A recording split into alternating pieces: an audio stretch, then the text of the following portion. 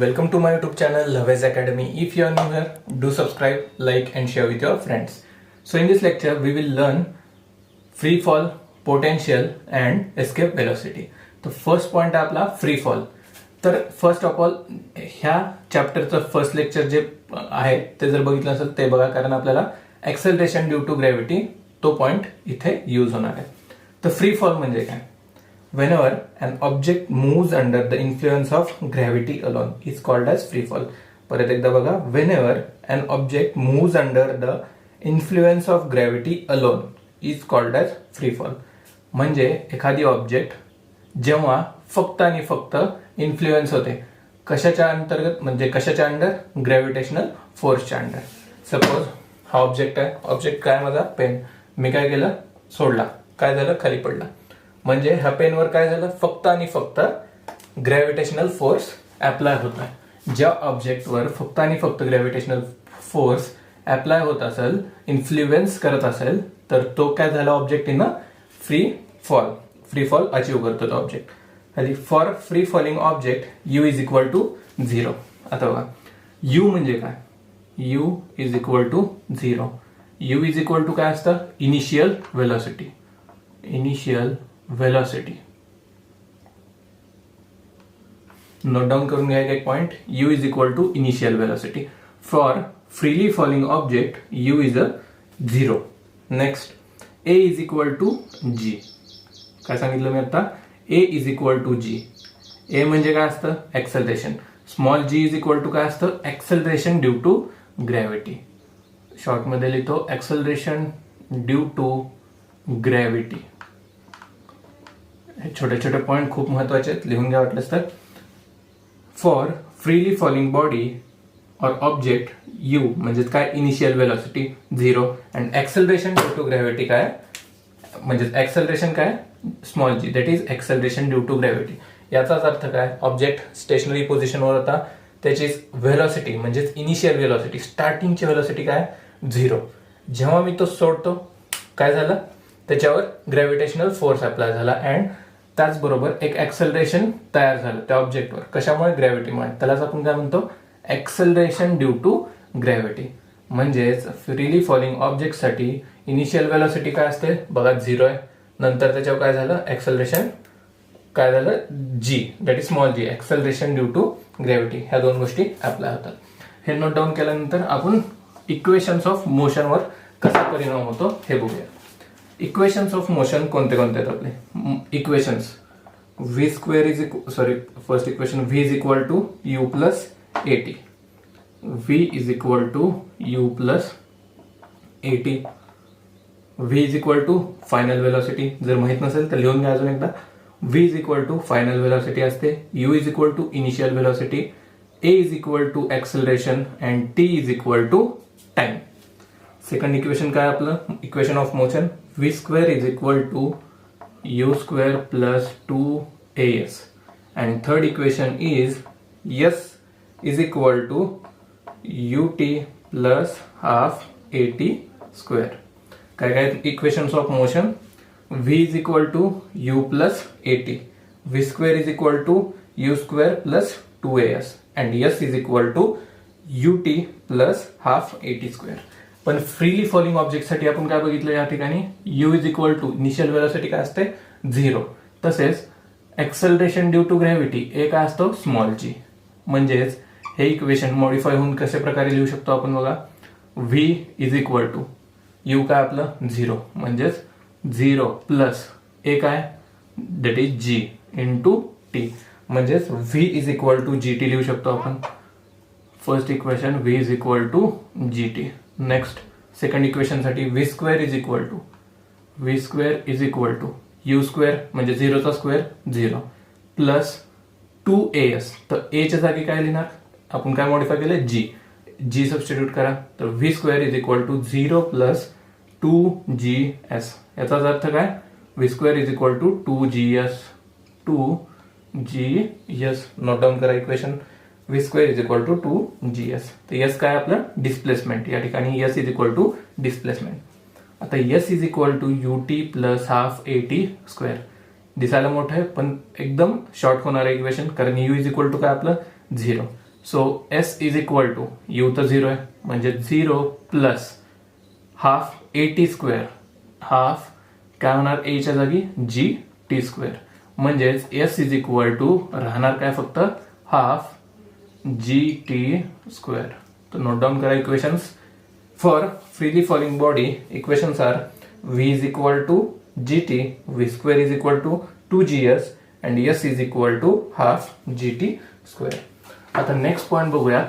जर ऑब्जेक्ट आपण वर टाकतोय, अपवर्ड पोझिशनला फेकतोय, thrown upward. For object thrown upward, as the object moves upward, the acceleration due to gravity is opposite to the velocity. Hence, acceleration is negative. याचाच अर्थ काय? ही काय आपली पृथ्वी. इमॅजिन करा ही पृथ्वी आहे. पृथ्वीवरून आपण सपोज हा बॉल वरच्या दिशेने अपवर्ड डायरेक्शन मध्ये थ्रो केला.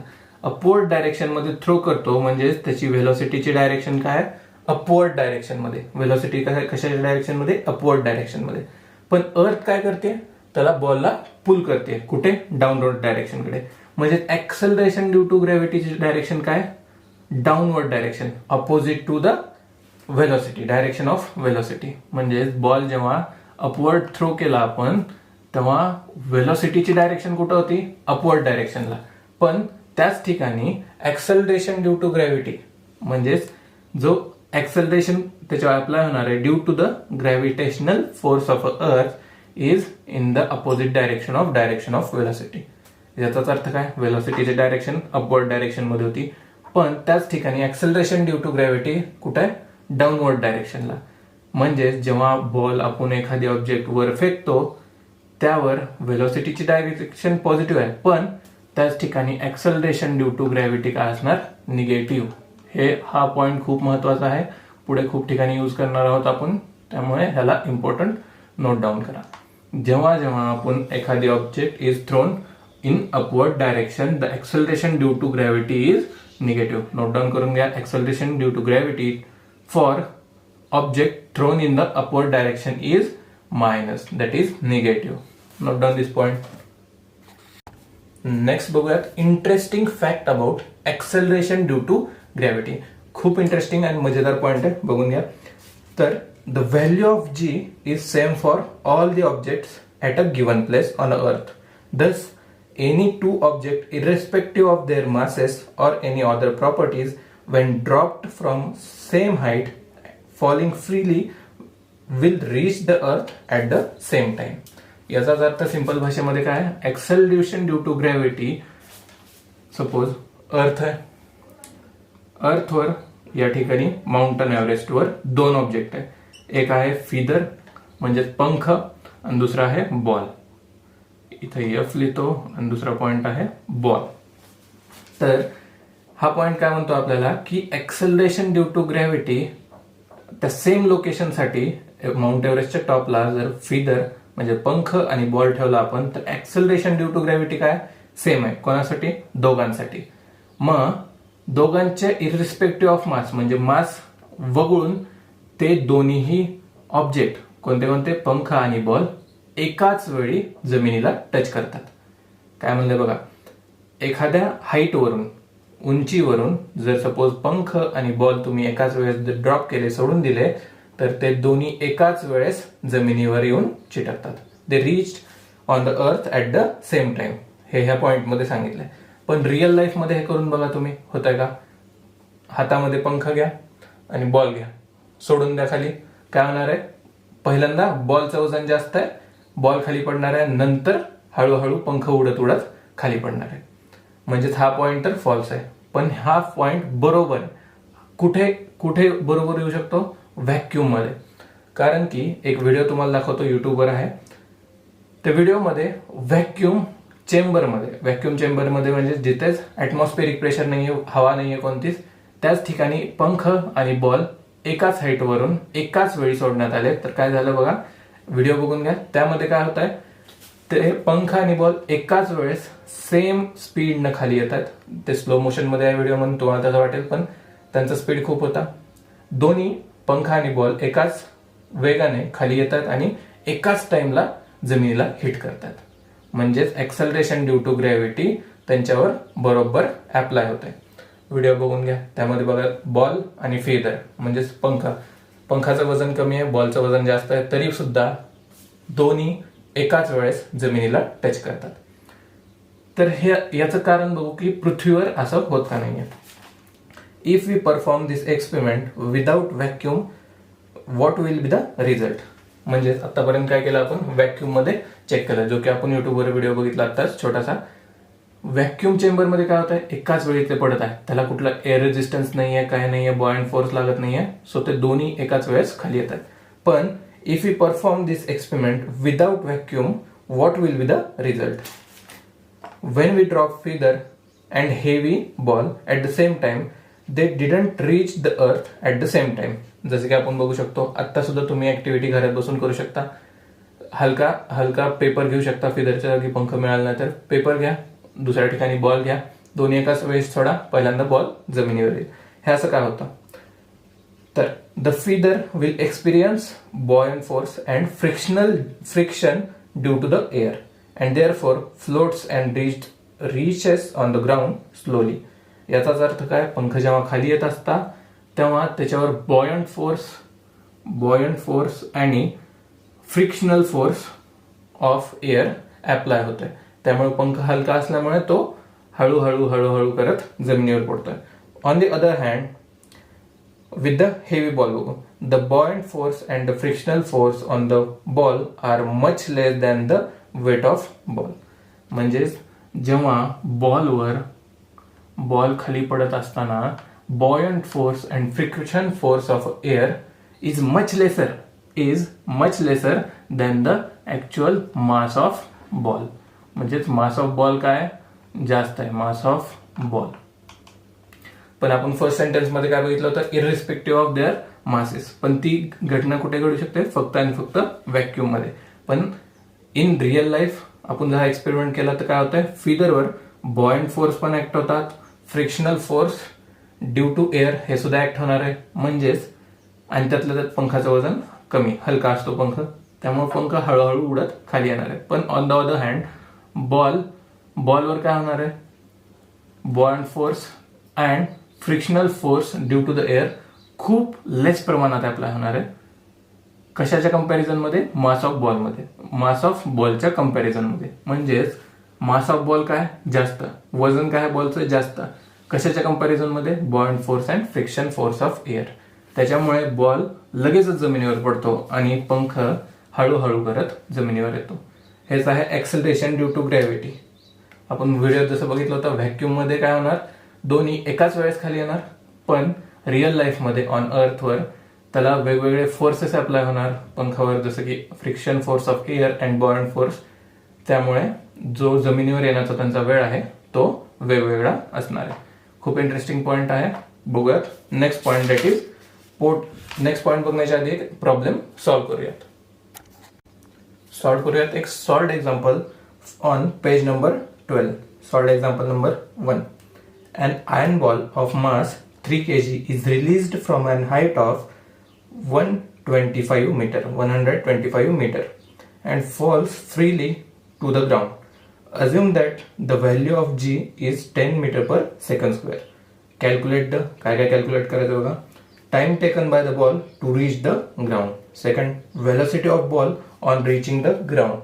And third, height of a ball at half the time it takes to reach the ground. म्हणजे एक गोष्ट नीट बघून घ्या. आयर्न बॉल दिला, मास किती आहे, मास आहे 3 kg. आणि किती हाईट दिली आपल्याला, 125 metre. Height is equal to 125 metre. म्हणजेच त्याची वर्टिकल हे बघा सरफेस हाय आणि तो बॉल कुठे आहे, 125 मीटर हाय. म्हणजेच जी डिस्प्लेसमेंट झालेली आहे त्याची ती काय आहे, is equal to s is equal to 125 metre. Next दिला आपल्याला acceleration due to gravity is equal to 10 metre per second square. हे आहे आपल्याकडं. नेक्स्ट दिलं आपल्याला कॅल्क्युलेट करायचं आहे time taken by the ball to reach the ground. म्हणजेच कॅल्क्युलेट काय करायचं आहे, टी पहिल्यांदा first of all t calculate करायचं आहे.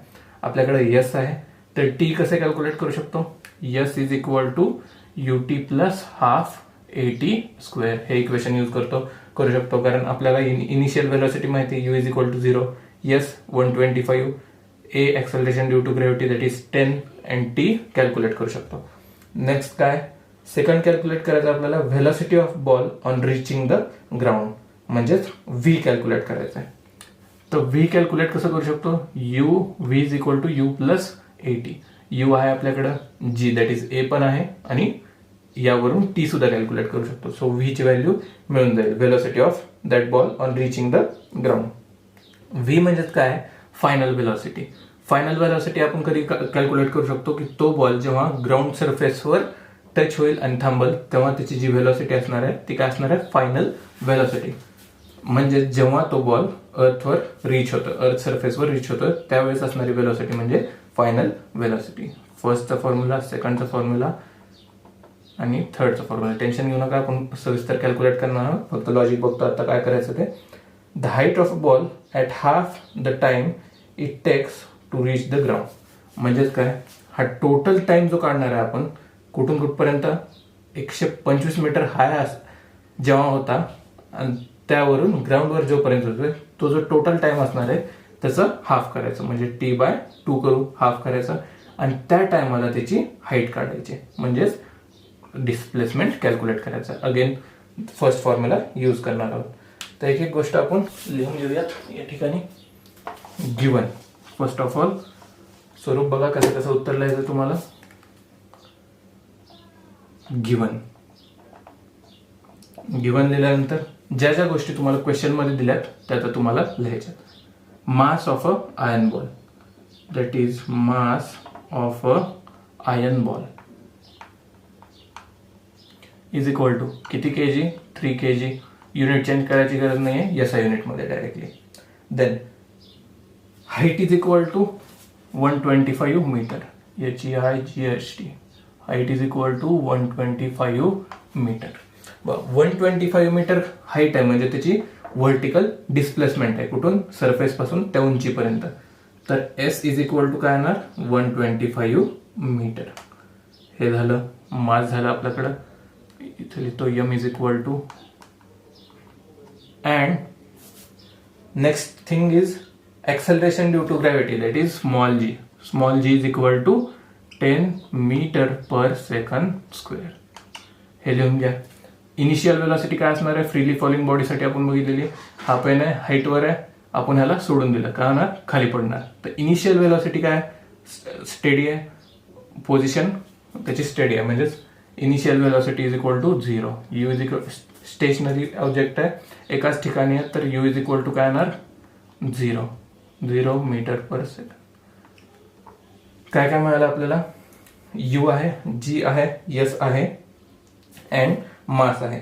तर याच गोष्टीवरून आपण काय कॅल्क्युलेट करू शकतो, following thing, that is question number 1 मध्ये काय करायचं आहे, म्हणजे sub question, time taken by ball to reach the ground.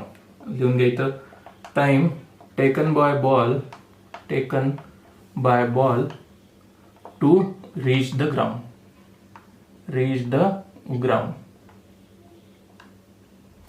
म्हणजेच काय कॅल्क्युलेट करायचं आहे, टी कसं कॅल्क्युलेट करणार, फॉर्म्युला सांगितला होता, S is equal to UT plus half AT square.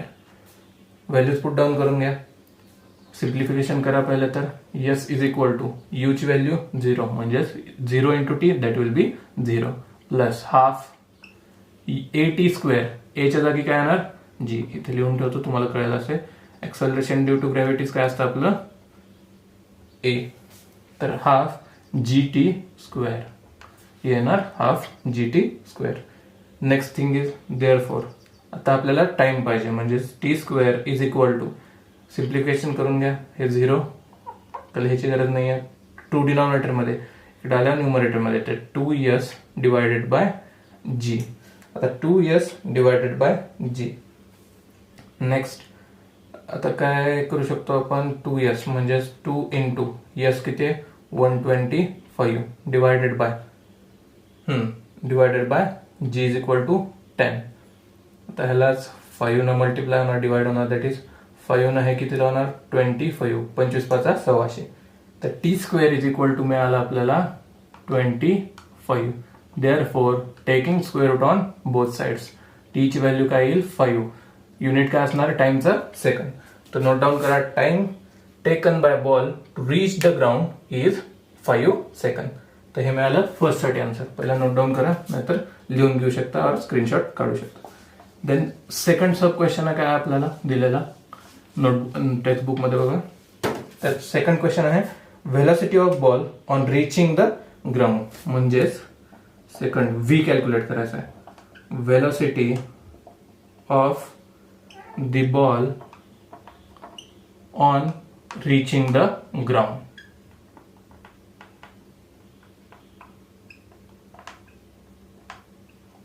That is V. Therefore formula कोणता यूज करणार? V is equal to U plus AT. V is equal to U plus AT. माहित नसेल तर लिहून घ्या. V is equal to final velocity, U is equal to initial velocity, A is equal to change होऊन G होणार. Simplify करून घेऊ equation. V is equal to U 0 आहे प्लस ए काय आपलं acceleration due to gravity that is g into t. Therefore V is equal to g t. तर g into T कसं करणार? जी ची व्हॅल्यू आपल्याला माहिती दॅट इज 10. टी ची व्हॅल्यू आताच कॅल्क्युलेट केली दॅट इज 5 सेकंड. लिहून घ्या काय येणार आपल्याला answer. V is equal to 10 into 5 that is 50 metre per second. V calculate झाला आपला that is 50 metre per second. Velocity of ball on reaching the ground is 50 metre per second. Note down the answer of second sub question. Then थर्डचा answer बघूयात. Third थोडासा tricky वाटू शकतो तुम्हाला कारण question समजणार नाहीये, थोडासा ट्रिकी दिलाय. The height of a ball at half the time it takes to reach the ground. Therefore third sub question ते वाक्य लिहून घ्या जे क्वेश्चन मध्ये दिलेलं आहे आपल्याला. हाफ द टाइम म्हणजेच टोटल टाइम किती आहे बघा. पहिल्यांदा टोटल टाइम इज 5 सेकंड जो की आपण कॅल्क्युलेट केलाय फर्स्ट क्वेश्चन मध्ये. हाफ द टाइम म्हणजेच T/2 दॅट इज 5/2. 5 अर्ध 2.5, 2.5 इंटू 2.5 दोन्ही 5 दॅट इज 2.5 सेकंद. म्हणजेच 2.5 सेकंद टाइम असताना तो बॉल ग्राउंड पासून किती उंचीवर होता हे आपल्याला कॅल्क्युलेट करायचं. That is s displacement calculate करायचे आपल्याला. यसचा फॉर्म्युला काय? S is equal to UT plus half AT square. Therefore इथे लिहितो जरा थोडी कमी आहे. S is equal to UT म्हणजेच 0 कारण U काय आपलं initial velocity 0 that is 0 into t 0 plus राहिलं काय फक्त half GT square. Therefore A च्या जागी G 1/2 into 10 into 2.5 into 2.5. 2.5चा square म्हणजे सपोज बघा 2चा स्क्वेअर असेल तर मी कसं लिहू शकतो 2 इंटू 2 दॅट इज 4. तर 2.5चा स्क्वेअर कसा येणार 2.5 इंटू 2.5. नोट डाऊन करून घ्या. तर इथे डिवाइड करू शकतो 5 ने. तर 5 इंटू 2.5 इंटू 2.5 तर तुमचा आन्सर मिळाला आपल्याला. कॅल्क्युलेट करून बघा 31.25 मीटर. काय येणार आन्सर 31.25 मीटर. म्हणजेच 2.5 सेकंदाला ते कुठं होतं 31.25 मीटरवर. तर आपल्याला काय कॅल्क्युलेट करायचं होतं हाईट. एक मिनिट क्वेश्चन बघतो. The height of ball at half the distance it takes to reach the ground.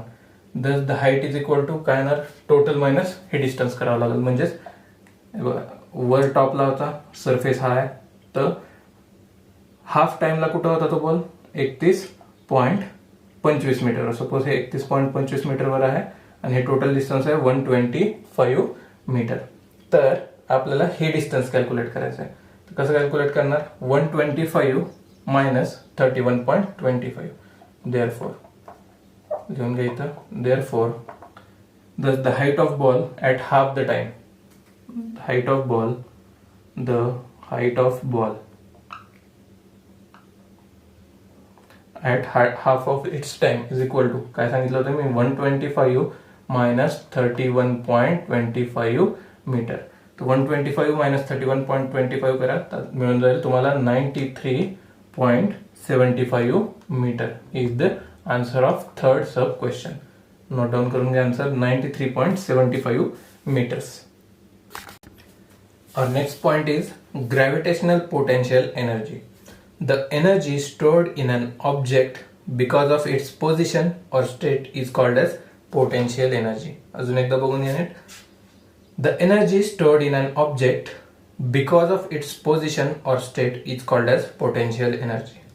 म्हणजे याचा अर्थ काय, एखादी ऑब्जेक्ट कुठल्या पोझिशनला और कुठल्या स्टेटला आहे त्यावेळेस असणारी त्याच्यातली एनर्जी आहे ती काय, potential energy. This energy is relative and increases as we go to the greater heights from the surface of earth. खूप सिंपल पॉइंट आहे. काय सांगितलंय, पोटेन्शियल एनर्जी वाढते कधी, हाईट वाढल्यावर. सिंपली पोटेन्शियल एनर्जी वाढते जेव्हा हाईट वाढते. एक फॅक्ट आहे, अर्थ आहे आपली, एक मिनिट थोडंसं खाली काढून झालं. अर्थवरून सपोज हे विमान चाललंय इथं या ठिकाणी. विमानातली व्यक्ती जेवढी पोटेन्शियल एनर्जी कॅरी करते तेवढी व्यक्ती जी सरफेसवर, अर्थच्या सरफेसवर आहे ती करू शकत नाही. का, तर सिंपली विमानाची हाईट अर्थच्या सरफेस पासून जास्त आहे. हाईट वाढली, पोटेन्शियल एनर्जी पण वाढली. हे सेकंड पॉइंट मध्ये सांगितलंय. Next, the potential energy of an object of a mass m, height h from the ground is mgh and on the ground is 0. काय सांगितलं, the potential energy of object with mass, काय mass ऑब्जेक्टचा m, with height h, आणि त्याची potential एनर्जीचा formula काय, of object of mass m and height h is mgh. काय potential एनर्जीचा formula, mgh simply. And on the surface of ground the potential energy is 0. तसेच the surface of ground वर काय असते, पोटेन्शियल एनर्जी 0. कारण height काय येणार, earth surface पासून जेवढी वाढते तेवढी पोटेन्शियल एनर्जी वाढते. जर आपण सरफेसलाच राहिलो तर काय होणार, अल्टिमेटली हाईट 0. तर 0 into mg, directly ultimately answer is 0. म्हणजे अर्थच्या सरफेसवर काय असणार, पोटेन्शियल एनर्जी 0. जशी हाईट वाढेल आपली पोटेन्शियल एनर्जी वाढणार आहे त्या ठिकाणी. Next, but for longer distances higher the value of h, the value of g decreases with increasing height. For an object at infinity the distance from the earth, the value of g is 0 and earth gravitational force does not act on that object, so we assume that the value of potential energy to be 0 at there. याचाच अर्थ काय, जसं जसं वर जातो acceleration due to gravity मध्ये आपण हा पॉइंट बघितला होता. जशी जशी आपली हाईट वाढते तसं जसं ऍक्सलरेशन ड्यू टू ग्रॅव्हिटी काय होतं, कमी होतं. म्हणजेच हाईट काय झाली, वाढली. ऍक्सलरेशन ड्यू टू ग्रॅव्हिटी काय झाली, कमी झाली. Sorry, down arrow. हाईट वाढली, ऍक्सलरेशन ड्यू टू ग्रॅव्हिटी कमी झाली. म्हणजेच अर्थच्या सरफेसवर जेवढं तुम्हाला ऍक्सलरेशन ड्यू टू ग्रॅव्हिटी लागणार आहे g 9.8, तेवढं माउंट एव्हरेस्टवर acceleration due to gravity comparative कमी असणार. सपोज हे 9.8 सरफेसवर लागत असेल तर माउंट एव्हरेस्टवर तुम्हाला लागणार 9.7 समथिंग. म्हणजे जशी जशी तुमची हाईट वाढते जी अर्थची ग्रॅव्हिटेशनल फोर्स आहे तो कमी कमी पडत चाललाय. कारण एका स्पेसिफिक मर्यादेपर्यंत, सपोज ही अर्थ आहे आणि हा ग्रॅव्हिटेशनल फोर्सचा पट्टा आहे असं इमॅजिन करा. तर इथपर्यंतच अर्थची ग्रॅव्हिटेशनल फोर्स ताकदवर असते. पण ह्याच्या वर जर जसं जसं तुम्ही लांब लांब जात जाईल, म्हणजे जशी जशी तुमची हाईट वाढेल तसं तसं ऍक्सलरेशन ड्यू टू ग्रॅव्हिटी म्हणजे ताकद, अर्थची ग्रॅव्हिटेशनल पुल कमी होत जातो. तसे या पॉइंट मध्ये सांगितलंय, जसं जसं हाईट वाढेल तसं तसं acceleration due to that is small g कमी होईल. स्मॉल जी कमी झालं, for the infinite distances g will be 0. म्हणजे acceleration due to gravity infinite, एकदम अनंत अंतरासाठी जर पृथ्वीपासून एखादी ऑब्जेक्ट लांब असेल तर त्यासाठी ऍक्सलरेशन ड्यू टू ग्रॅव्हिटी काय असणार, 0. जर ऍक्सलरेशन ड्यू टू ग्रॅव्हिटी 0 असेल तर पोटेन्शियल एनर्जी काय असणार तुमची, अल्टिमेटली 0. कारण g 0 बनतोय तर तुमचा mgh इज इक्वल टू सुद्धा 0च येणार आहे. हा पॉईंट नोट डाऊन करा.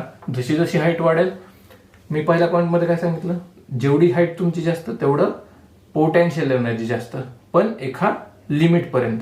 त्या लिमिटच्या पुढे जर तुम्ही इन्फिनाइट डिस्टन्स पर्यंत जात असाल तर काय होणार आहे, अल्टिमेटली g 0 होणार आहे. That is acceleration, gravitational pull, अर्थचा ग्रॅव्हिटेशनल पुल कमी होणार आहे.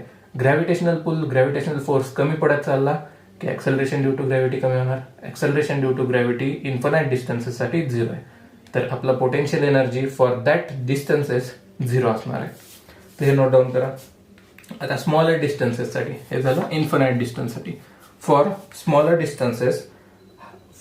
Smaller height the potential energy is negative. बघा म्हणजे जशी हाईट, एक तर मी काय सांगितलं होतं, सरफेसवर काय असते 0, इन्फानाइट पॉइंटसाठी काय असते 0. म्हणजे पोटेन्शियल एनर्जीचा जो खेळ आहे तो मधल्या पट्ट्यात चालणार आहे जिथे ग्रॅव्हिटेशनल पुल जास्त आहे. आणि तोच फॉर स्मॉलर हाईट्स, म्हणजेच स्मॉलर हाईटसाठी काय आहे निगेटिव्ह. लिहून घ्या. Potential energy for smaller heights is negative. Important point आहे खूप. Potential energy for smaller height is negative. When an object is at height h from the surface of earth, its potential energy, बघा आता main formula आहे potential एनर्जीचा जेव्हा एखादी object हाईटवर h हाईटवर असते. काय formula, जसं की सांगितलं होतं निगेटिव्ह असतं potential energy, so minus sign will be there. Minus g, capital G, that is gravitational constant. युनिव्हर्समध्ये कुठंही गेला तरी ग्रॅव्हिटेशनल कॉन्स्टंट काय होणार आहे, कॉन्स्टंट राहणार आहे, चेंज होणार नाहीये. Then mass capital M, then small m divided by r plus h. आता हा आहे potential energy for the smaller distances and with height h साठीचा फॉर्म्युला. आता एक मिनिट इथं लिहितो. Potential energy that is P. G काय, ग्रॅव्हिटेशनल कॉन्स्टंट, जशी की व्हॅल्यू बघितली होती 6.6 × 10⁻11. देन कॅपिटल एम काय, मास ऑफ द अर्थ. दोन फरक आहेत बघा. जे मोठं एम आहे कॅपिटल एम आहे तर मास ऑफ द अर्थ आहे, खूप ट्रिमेंडस मोठं M. Capital M mass of earth. Small ऑब्जेक्टचं काय m, small m that is mass of object. तर capital M is equal to mass of earth, small m is equal to mass of object, and R is equal to काय येणार आहे, R capital R, that will be radius of earth. Note down करा notations, कारण तुम्ही नुसतं formula पाठ करता नंतर कॅपिटल एम काय स्मॉल एम काय विसरून जाता. आर तसंही लक्षात राहील तुमच्या, पण capital M and small M मध्ये गफला करायचा नाहीये. त्यासाठी लिहून घ्या सगळं. Capital G is equal to gravitational constant. Capital M is equal to mass of earth, small m mass of object, R is equal to radius of earth, and H is equal to height of that object from the earth surface. लिहून घ्या from the earth surface. हे 5 point लिहून घ्या. Potential एनर्जीचा formula P is equal to minus capital M into small m divided by R plus H. Minus GMM divided by R plus H. कशाचा formula आहे, potential एनर्जीचा. Note down करून घ्या. और next important topic is escape velocity. When we throw a ball in upward direction the velocity decreases because of the gravitation of the earth. The velocity becomes 0 after reaching the certain height and after that the ball और stone start falling down and its maximum height depend on the initial velocity. याचाच अर्थ काय, surface वरून एखादी गोष्ट, suppose आम्ही थांबलेलो इथं, मी काय केलं, स्टोन जोरात वर फेकला किंवा बॉल जोरात वर फेकला, ते एक स्पेसिफिक हाईट पर्यंत जाणार आहे, तो स्पेस मध्ये निघून नाही जाणार. याचा अर्थ काय, तर ग्रॅव्हिटेशनल पुल काय करतं, त्या बॉलला पुल करतंय कुठे, डाऊनवर्ड डायरेक्शन मध्ये. भलेही त्याची व्हेलॉसिटीची डायरेक्शन अपवर्ड डायरेक्शन आहे, पण जो ग्रॅव्हिटेशनल पुल काय, तो ताकदवर आहे, तो काय करतोय, बॉलला डाऊनवर्ड डायरेक्शन मध्ये पुल करतोय. म्हणजेच काय होणार, बॉल एका सर्टन हाईट पर्यंत जाणार आहे आणि त्या हाईट वरून त्याची व्हेलॉसिटी 0 होणार आहे कम्प्लिटली, अँड देन रिव्हर्स खाली येऊन जमिनीला म्हणजे चिटकणार, म्हणजे सरफेसवर येऊन पडणार आहे. ती जी हाईट असते, जी हाईट आहे, जी मी इथून फेकून इथपर्यंत आलंय, ती हाईट कशावर डिपेंड असते, इनिशियल व्हेलॉसिटीवर, म्हणजेच यू वर ती हाईट डिपेंड असते. असं का सांगितलंय, सपोज मी एवढा हाईट पर्यंत पोहोचण्यासाठी एक सपोज ताकद लावली असेल, त्याच्याहून जास्त ताकदीने मी बॉल परत एकदा वर फेकला तर काय होणार आहे, बॉल थोडासा अजून उंच जाणार आहे. त्याच्याहून अजून जास्त ताकदीने बॉल फेकल्यावर काय होईल, बॉल अजून थोडा उंच जाणार आहे. याचाच अर्थ काय, that height is directly proportional to the initial velocity. म्हणजे जेवढ्या ताकदीने बॉल, इनिशियल व्हेलॉसिटी जेवढी जास्त तेवढीच त्याची हाईट जास्त. नेक्स्ट पॉईंट बघूयात. आता न्यूटन्सचा थर्ड लॉ ऑफ मोशन काय, न्यूटन्सचा थर्ड लॉ ऑफ मोशन काय सांगतो आपल्याला, v square is equal to u square plus 2as. हा आहे न्यूटन्सचा थर्ड लॉ ऑफ मोशन. आता आपल्याला माहिती आहे की फायनल व्हेलॉसिटी काय होते त्याची 0. इनिशियल व्हेलॉसिटी यू, जेवढा आपण ताकदीने वर बॉल फेकतोय ते आपल्याला सपोज x आहे. व्ही काय, final velocity that will be 0, कारण एका सर्टन हाईट पर्यंत जाऊन त्याची व्हेलॉसिटी 0 होती आणि तो खाली येऊन पडतोय. तर v इज इक्वल टू 0 आहे आपल्याकडं. Next a is equal to काय असतं, ऍक्सलरेशन ड्यू टू ग्रॅव्हिटी.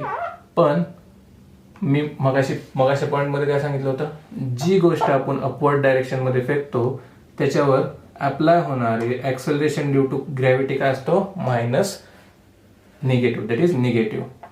म्हणजेच व्हेलॉसिटीची डायरेक्शन अपवर्ड डायरेक्शन मध्ये, पण ग्रॅव्हिटेशनल पुल कुठे आहे, डाऊनवर्ड डायरेक्शन मध्ये.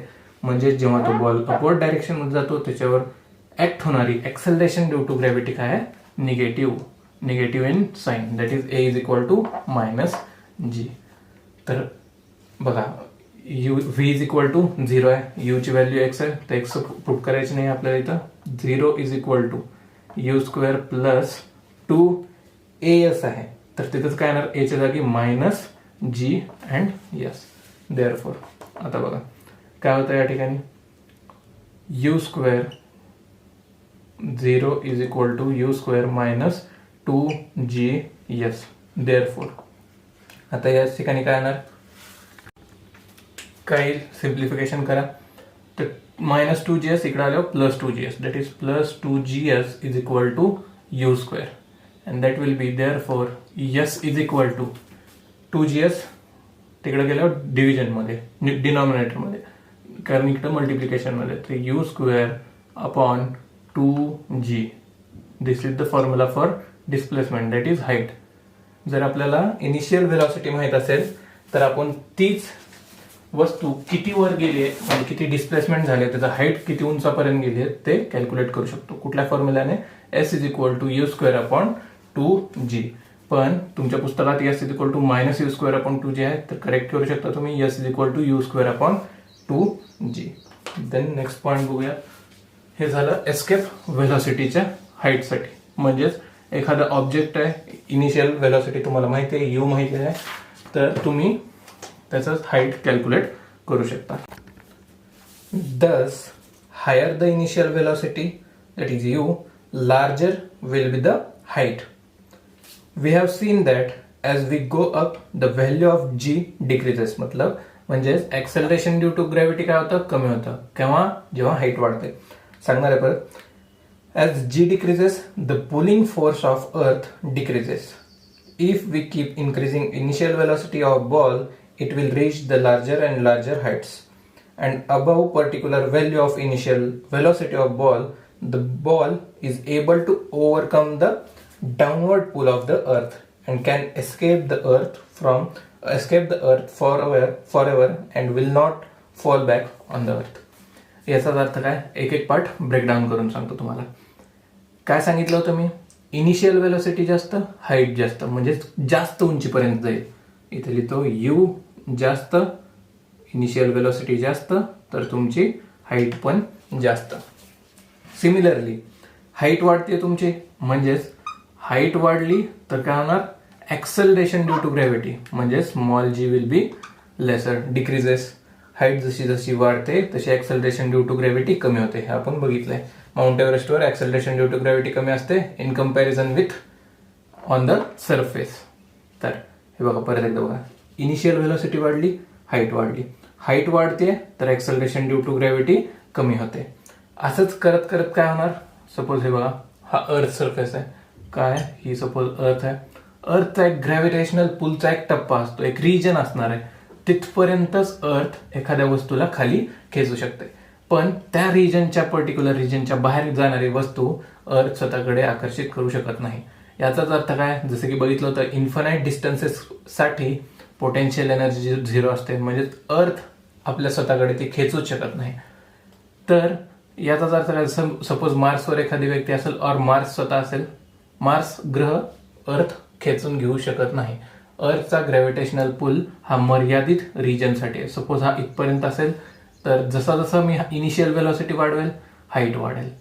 इनिशियल वेलॉसिटी वाढवली बॉल अजून उंच गेला, इनिशियल वेलॉसिटी वाढवली बॉल अजून उंच गेला, आणि at a certain point initial velocity माझी एवढी जास्त असेल की अर्थचा ग्रॅव्हिटेशनल पुलचा बॅरियर तोडून तो बॉल एस्केप होऊन जाईल. कुठून एस्केप होईल, अर्थच्या gravitational फील्डमधून.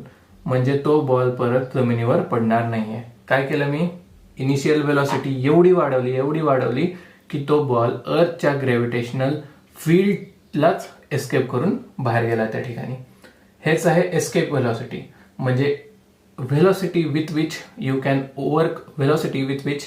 we can overcome the earth gravitational pull. म्हणजे अर्थ ग्रॅव्हिटेशनल पुलच्या बाहेर जाण्यासाठी लागणारी जी व्हेलॉसिटी आपल्याला तीच काय आहे, escape velocity. This velocity is called as escape velocity. An object going vertically upward from the surface of earth having initial velocity equal to escape velocity, the gravitational force of अर्थ. म्हणजे त्याचा अर्थ काय, परत एकदा बघा. आता ऑन दी अर्थ अँड इन्फानाइट डिस्टन्सेस साठी बघू. तर एखादी ऑब्जेक्ट आहे on the surface of earth, इथे लिहितो on the surface of earth, surface of earth, and इथे लिहितो for infinite distances, for infinite distances. तर बघा कायनेटिक एनर्जी काय असतं रे बघा, kinetic energy is equal to K, लिहितो शॉर्ट फॉर्म मध्ये, के इज इक्वल टू काय असतो फॉर्म्युला, 1/2 mv². पण ही व्हेलॉसिटी कसली आहे, एस्केप व्हेलॉसिटी. तर मी इथं शॉर्ट मध्ये ESC लिहितो. तर 1/2 mv², पण v कसं आहे, VESC म्हणजेच एस्केप व्हेलॉसिटी. त्याच ठिकाणी PE काय येईल, पोटेन्शियल एनर्जी. तर पोटेन्शियल एनर्जीचा फॉर्म्युला काय होता, -G m m/r+h. पण h काय, तर अर्थ पासून जाणारी वरची हाईट आहे, पण आपला ऑब्जेक्ट कसा आहे, ऑन दी सरफेस, म्हणजेच h काय येणार आहे आपला 0. तर फॉर्म्युला काय बनेल पोटेन्शियल एनर्जीचा, Gmm-Gmm/r एवढाच बनेल. तर नेक्स्ट टोटल एनर्जी काय बनेल, शॉर्ट मध्ये दिसतो TE. टीईचा फॉर्म्युला काय असतो, kinetic energy plus potential energy. तर नोट डाऊन करा, कायनेटिक एनर्जी काय, 1/2 mv एस्केप व्हेलॉसिटीचा स्क्वेअर. तर 1/2 mv/ESC² प्लस नाही मायनस येणार आहे, इथे प्लस आहे पण इथे मायनस, सो -Gmm/r.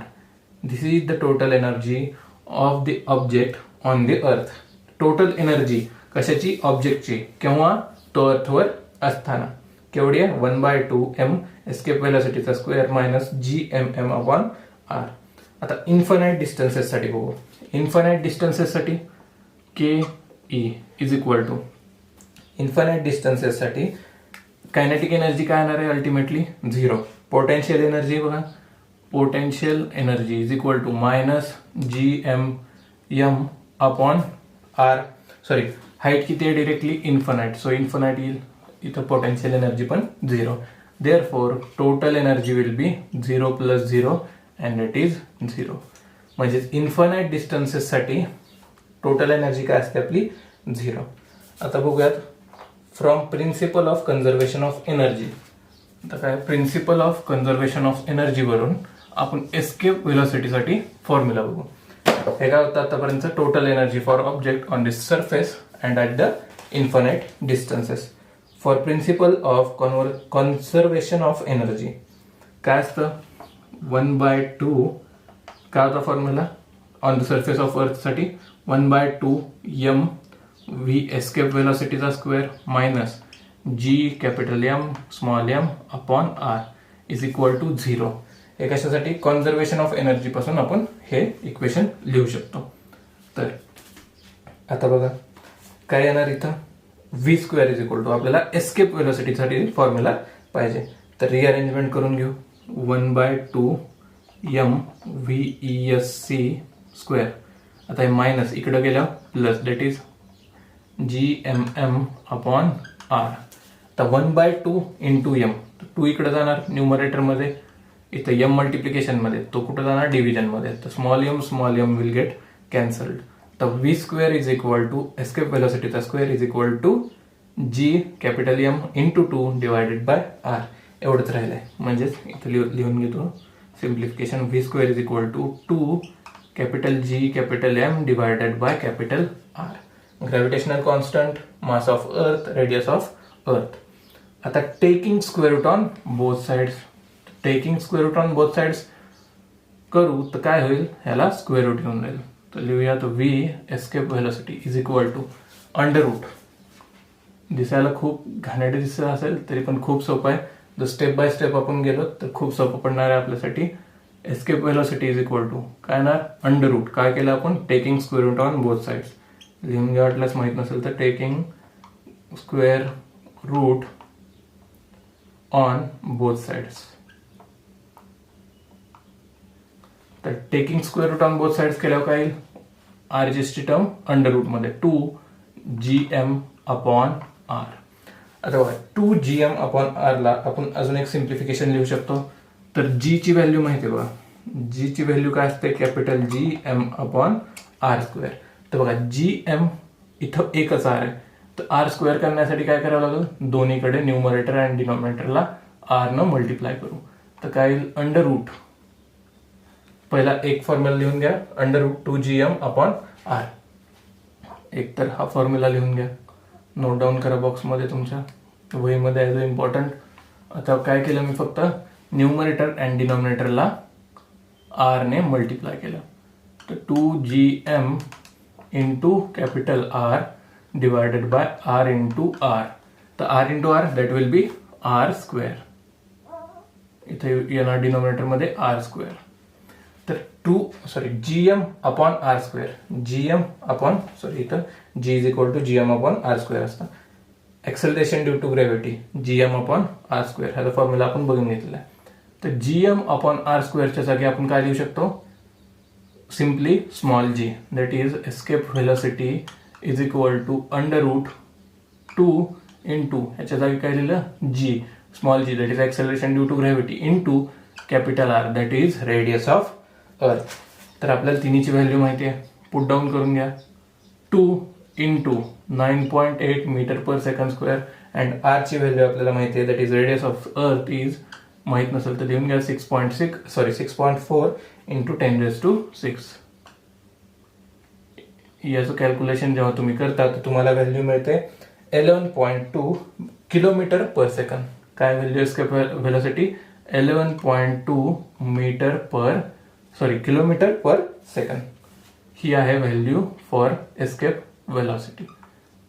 एक मिनिट परत लिहितो, किलोमीटर पर सेकंड. याचाच अर्थ काय की खूप ह्यूज अमाऊंट आहे. आपण जेव्हा गाडी चालवतो तर काटा काय दर्शवतो आपल्याला, किलोमीटर पर आवर, म्हणजेच एका तासात तुमची गाडी किती जाऊ शकते.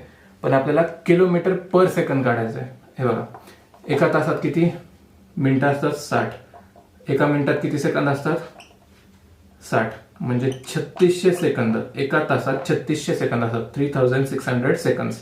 1 आवर मध्ये 3600 सेकंड्स असतात.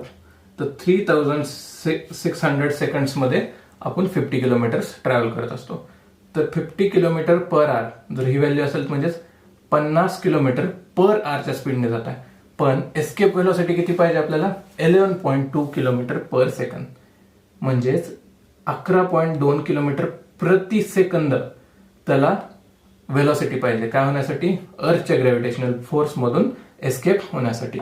नोट डाऊन करून घ्या, खूप इम्पॉर्टंट आहे. Escape velocity is 11.2 kilometre per second. म्हणजेच आपण जे मार्सवर आणि मूनवर जे काही सॅटेलाइट सोडले आहेत ते एस्केप, अर्थच्या ग्रॅव्हिटेशनल फील्ड मधून एस्केप होण्यासाठी किती त्यांना 11.2 किलोमीटर पर सेकंडच्याहून जास्त स्पीड लागला असेल. तो नोट डाऊन करून घ्या. Escape velocity is equal to, एक तर हा फॉर्म्युला लिहून घ्या, √2gm अपॉन r.